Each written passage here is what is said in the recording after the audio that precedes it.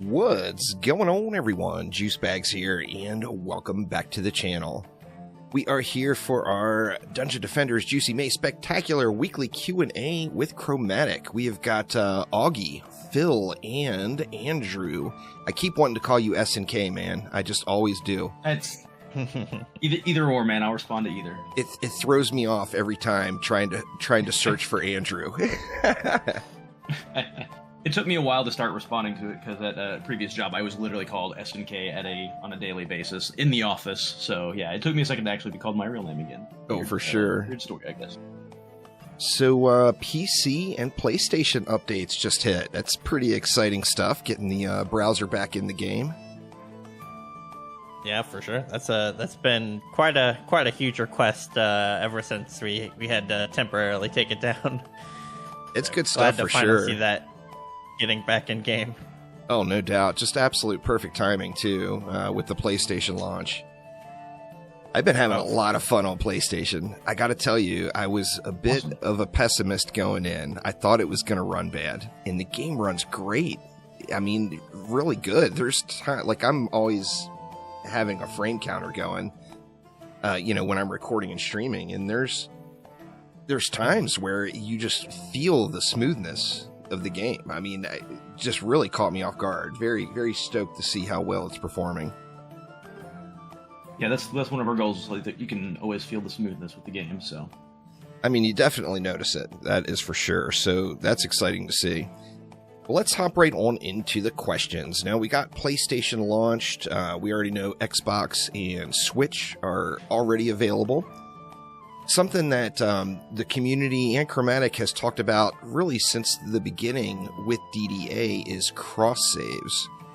And I think that question comes up a lot. And is cross save still something that is a goal or intended?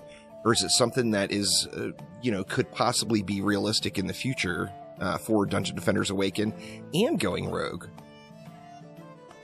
For DDA, we're always still looking into getting cross saves, and we've kind of in the past we've hit a little bit of hurdles here and there, especially with like the multiplayer stuff, having to go back and rework all that, and the session browser. So we've kind of hit a couple roadblocks along the way, but we're definitely still trying to get to that cross save goal, and then doing our investigations there. As for DDGR, we're still doing some investigations on if that's something we'll want to add there, but haven't fully decided quite yet. Okay, that's awesome. Now, with cross saves, of course, brings up the question of cross play. Now, I know in 2022, it's a bit of a hurdle to get cross play in any games. Some games have it. The majority of games don't. Really, this is a two-part question. Is crossplay something that could really ever happen for DDA and for Going Rogue? And then also, is crossplay, is it something that's more of an engineering hurdle, or is it more of kind of like a political hurdle with Sony and Microsoft? So to answer the second part there first, it's really less of a political hurdle, and it's more on the engineering side of things. That and also on the business side of things as well.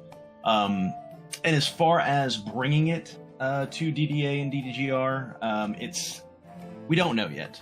It's something that we would love to do, and I know a lot of people internally are excited about trying to do, but we just don't have anything specific on it, and it's just a ton of work. So it's something that we're definitely looking at, but don't want to make any promises going forward with that. Okay. Yeah, I mean, crossplay is always something that's just been, for every co-op game, really, just kind of a dream out there to have. But I think the reality of getting it into most games on the market has been, fairly questionable, really. So it's nice to see that it's even a thought that it could be potential for the future.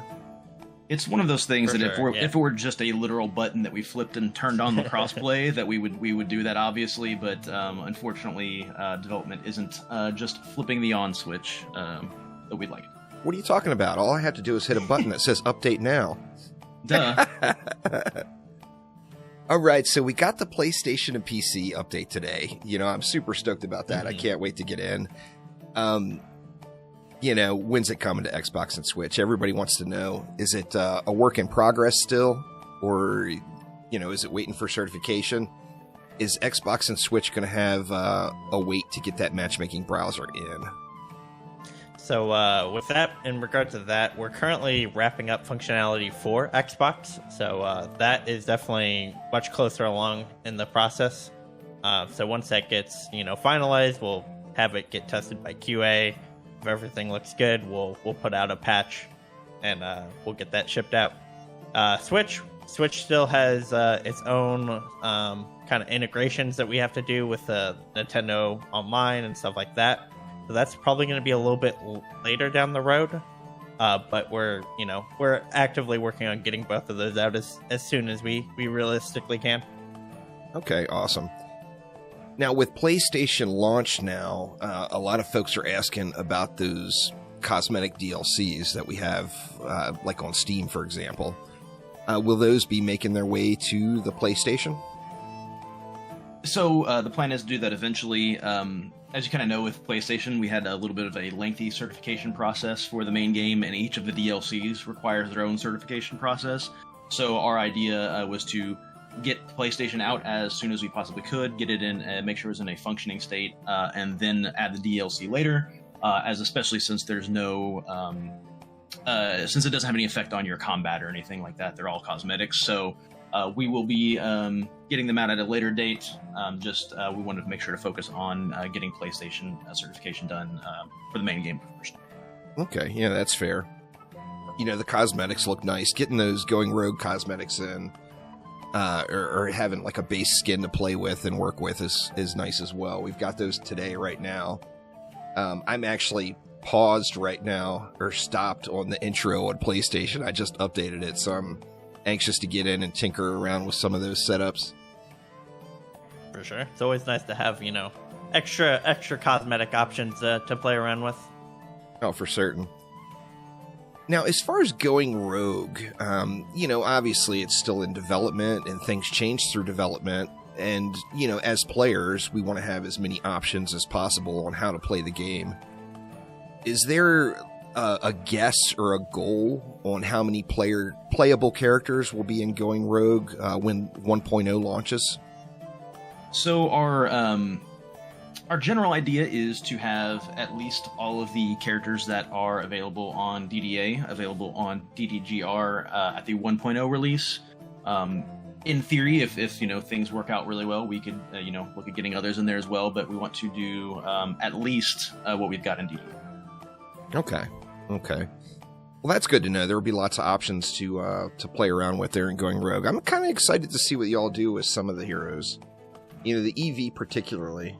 I'm a big fan of the EV, so excited to see how you're going to be able to work that into Going Rogue and how the play will feel as you're going with it.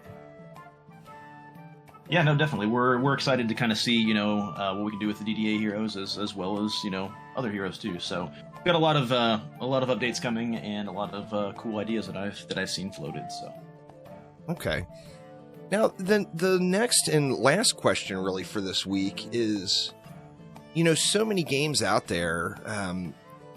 Just a long list of them. It's kind of the industry standard to update the game on PC, do the, all of the testing or whatever for a new update and any bug fixes.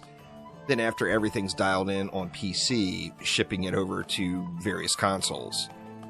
Now, one of the things I've always just kind of amazed myself at what you all are doing is trying to keep all of these platforms at the same state of the game, like with Dungeon Defenders 2 and then now with Dungeon Defenders Awaken.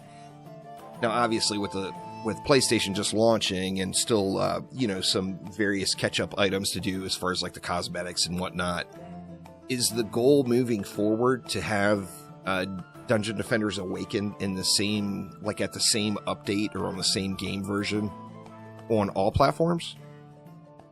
Yeah, so from the very beginning, we've always wanted to try and keep, we've always wanted to keep, consoles and PC basically on the same version as soon as possible.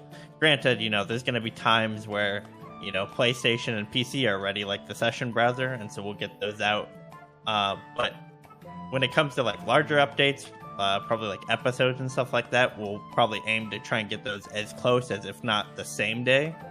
But generally it just comes down to the certification times and stuff like that. But we wanted to make sure that consoles aren't left behind, and that like PC becomes its own version, similar to what has had happened in the past. And we definitely know that was a concern with console players going into DDA, trying to make sure that they feel like they're getting the same version as the other people. Oh, absolutely. I mean, it's definitely, like I said, I personally play a lot of different games where I know that the updates go to PC first, it gets tweaked and fine-tuned, and then it heads over to other platforms. So that is quite normal, really, in the gaming industry. But I've always felt it's quite the chore, and pretty impressed that you all have been able to keep things so in line, really, between the various platforms. That is the top 6. We just had 6 of them this week. There was lots of questions, but these were the questions that kind of keep being brought up. So I just wanted to get those out there. We've got one more week of the Dungeon Defenders Juicy May Spectacular. So next week, I think I'm going to have probably a pretty long list of questions for you all. So hopefully, awesome, we can get those all dialed in. So it's been super fun. Like I said, I'm having an absolute blast on PlayStation. I stayed up too damn late last night trying to kill that Lycan King, and I'm about 0 for 27 right now, or something along those lines. So have not managed to get... Oh, yeah. Have not managed to get my first kill in. Now, part of that with me is, having played through the game on so many different platforms and so many different times, I'm trying to skip. I know I'm not supposed to be there yet, but I'm trying it anyway. But it's been super fun, so I'm stoked to see the game finally out on PlayStation, and I know PlayStation players are extremely stoked. I've had... Also, Chromatic employees are very stoked, by the way. Well, hell yeah. We're very excited for it to be out on PlayStation. That's been something we've been looking forward to for so long, and we know everybody's been looking forward to it longer than I've even been with Chromatic. So no, we're very excited to be able to bring that out. Oh yeah, absolutely. So yeah, lots of people stoked on PlayStation. It's been fun. The game's running great. So it's exciting to see, and I'm looking forward to what's to come in the future. I think that's pretty unanimous here. We're all excited for the rest of the year and going forward. Well, outstanding. Well, that is going to get it for this week. Like I said, next week I'm probably going to have a pretty lengthy list of questions for you all. We got a lot of good stuff out over the course of the month, and it's been a lot of fun. I mean, I can't wait to get my stream started later on today and have a little bit more fun on the PlayStation. If I can get these old man hands to figure out how to work a controller, I'll be in great shape. I understand that. Say thank you to everyone for being patient. Oftentimes, development is, it'll take 5 hours for this function, and it ends up being like 5 days. Thank you everyone for sticking around. And there's more great things to come for all the platforms, and we're not going anywhere. We love what we're doing, and we love dealing with passionate people that are passionate about our games. So thanks. Oh heck yeah, that's one of the challenges, really. I mean, as a big Dungeon Defenders fan myself, I know that patience is not our strongest virtue, and we can, as players, we can all get quite antsy at times. I joke around with Phil about that with the update now button quite frequently, but it's easy to forget what goes into the development of a game when you're on this end of it, and all you do is hit that one button to update it and go make yourself a coffee and come back and it's done, So it's definitely easy to lose sight of that. So, appreciate that we've had the opportunity to talk here, and moving forward, looking forward to really just what's to come. So lots of excitement there.